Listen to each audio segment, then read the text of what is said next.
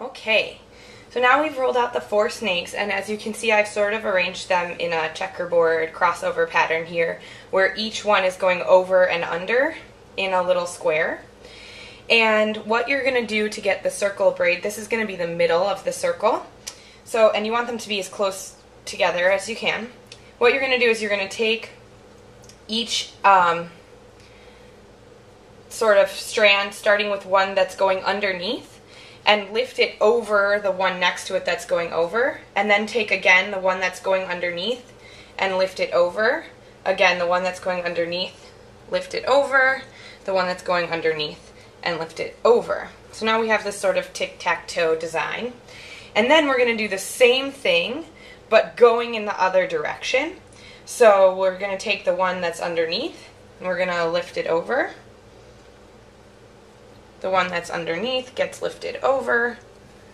The one that's underneath gets lifted over, and the one that's underneath gets lifted over. And you're just going to keep doing this, going back and forth, lifting the underneath one over to the next section.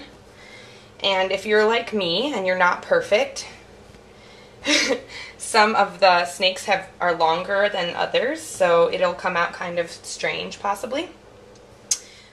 But you just keep doing this lifty thing and crossy thing and trying to keep them as close together as possible